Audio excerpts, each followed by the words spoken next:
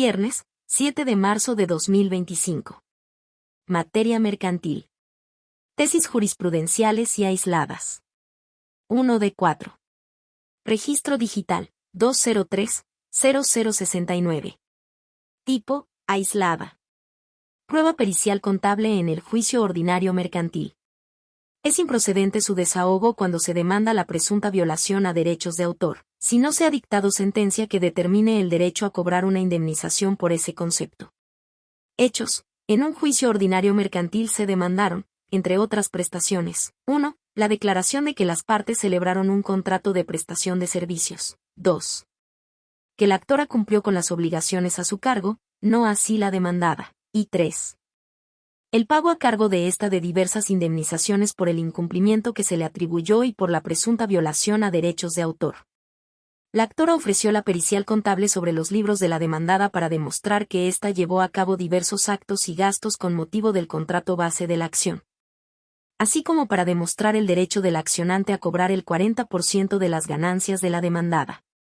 La prueba se admitió y la demandada promovió amparo indirecto, el cual se concedió al estimarse que los hechos controvertidos en el juicio de origen están vinculados con la existencia o inexistencia de la relación contractual entre las partes, y no con los gastos realizados por la demandada con motivo de dicha convención.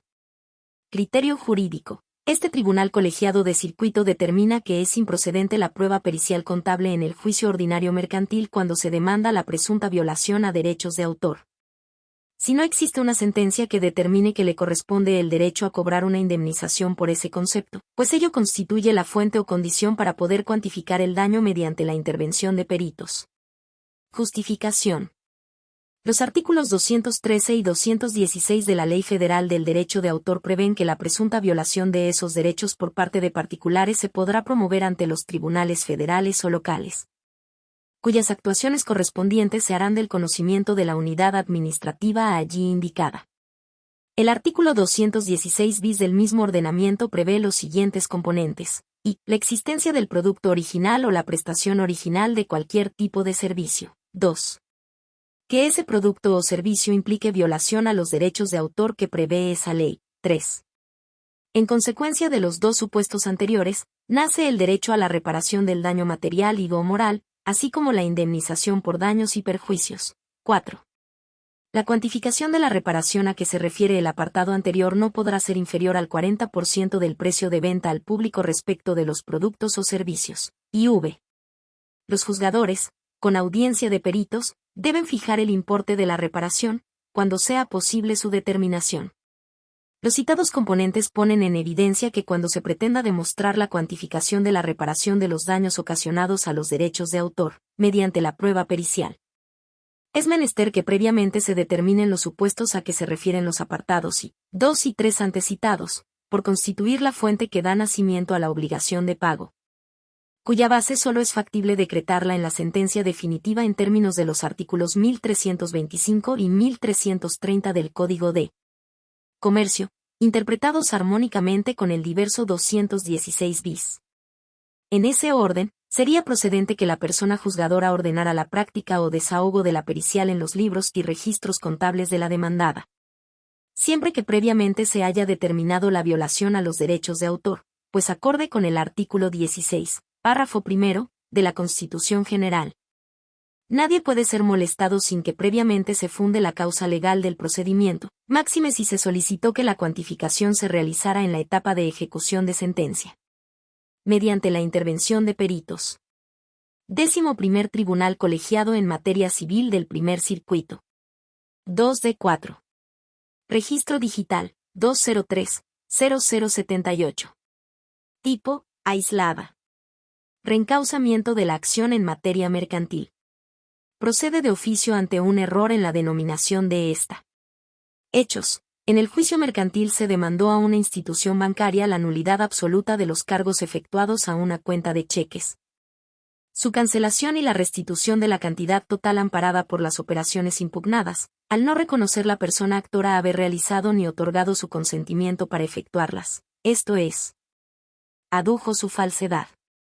En la sentencia definitiva se declaró que no procedía la acción de nulidad absoluta, sino la de objeción de pago de cheque regulada en el artículo 194 de la Ley General de Títulos y Operaciones de Crédito.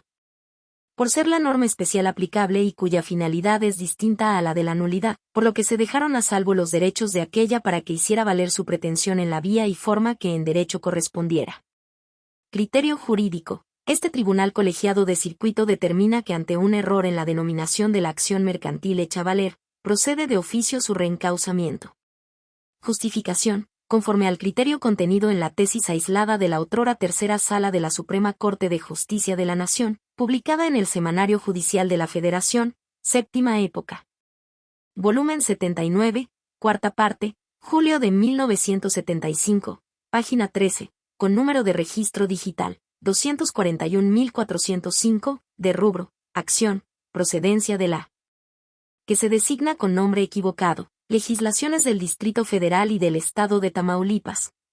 Para saber qué acción es la realmente deducida, se requiere que se atienda a la naturaleza de las prestaciones reclamadas y a la causa de pedir, en consecuencia, si la actora hizo una narración de hechos que no deja lugar a duda de cuál es la clase de prestación que exige, y aclara también cuál es la causa o título de la acción, debe considerarse que compete al juzgador aplicar el derecho.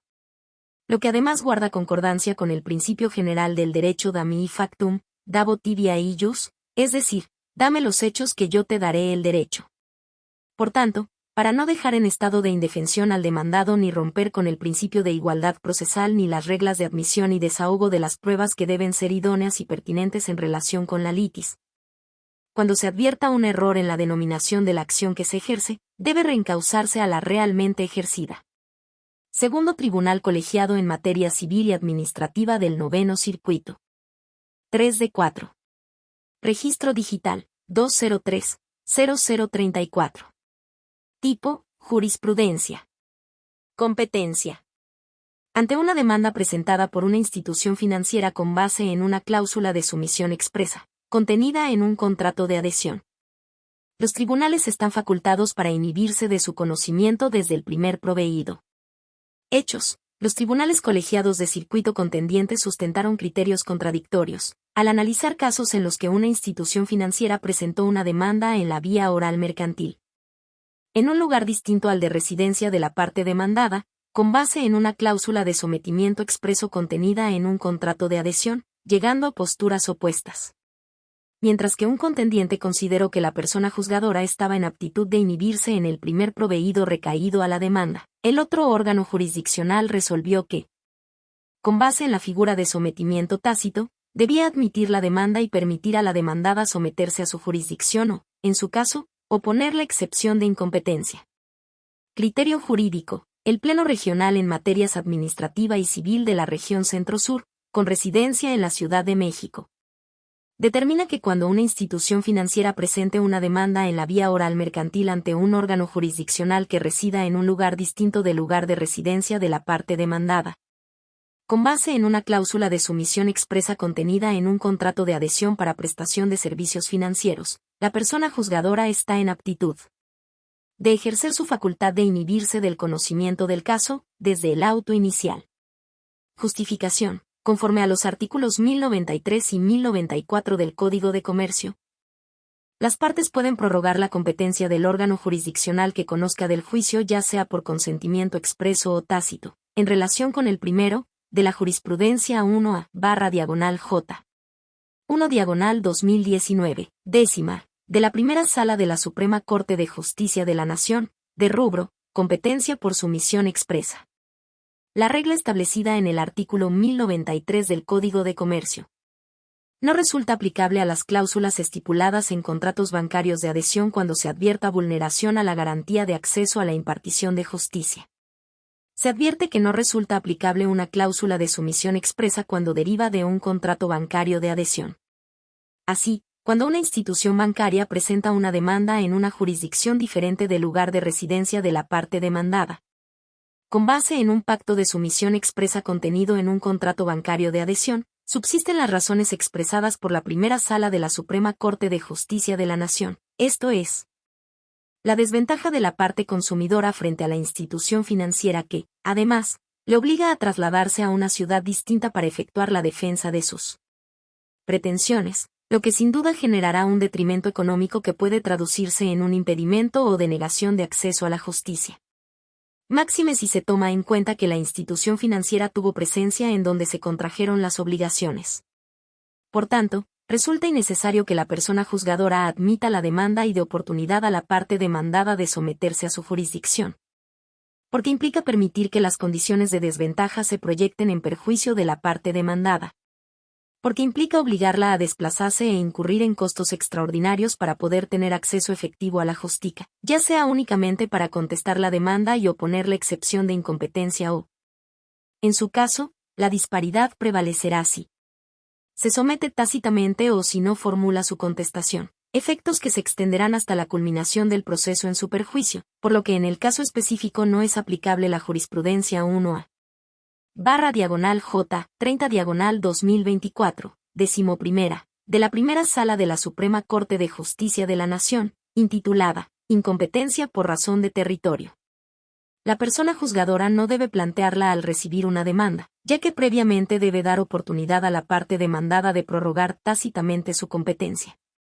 Lo que ocurre si al presentar la contestación no opone la excepción de incompetencia.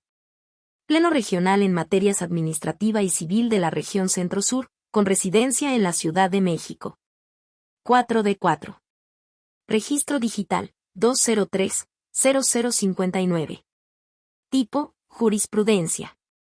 Medios preparatorios a juicio en materia mercantil. La resolución que los deniega es impugnable en apelación o en revocación, según el juez que la dicte, artículo 1153, párrafo segundo, del Código de Comercio. Hechos. Los tribunales colegiados de circuito contendiente sustentaron criterios contradictorios al analizar si procede el recurso de apelación o el de revocación contra la denegación de medios preparatorios a un juicio oral, mercantil o ejecutivo mercantil. Criterio jurídico. El Pleno Regional en Materias Administrativa y Civil de la Región Centro-Sur, con residencia en la Ciudad de México, determina que acorde con el artículo 1153, párrafo segundo, del Código de Comercio, contra la denegación de medios preparatorios a juicio procede el recurso de apelación, si es dictada por un juez de primera instancia, o el recurso de revocación, si la pronuncia un juez menor o de paz. Justificación. El artículo citado es suficiente para definir qué recurso procede para impugnar la denegación de los medios preparatorios, sin necesidad de atender a las normas relacionadas con la impugnación de las resoluciones dictadas durante el juicio en razón de la cuantía del negocio, como son los artículos 1334, 1339 y 1340 del Código de Comercio. El recurso de apelación procede contra la denegación de medios preparatorios cuando la pronunció un juez de primera instancia, mientras que si la dictó un juez menor o de paz, es impugnable mediante el recurso de revocación. Pleno Regional en Materias Administrativa y Civil de la Región Centro-Sur, con residencia en la Ciudad de México.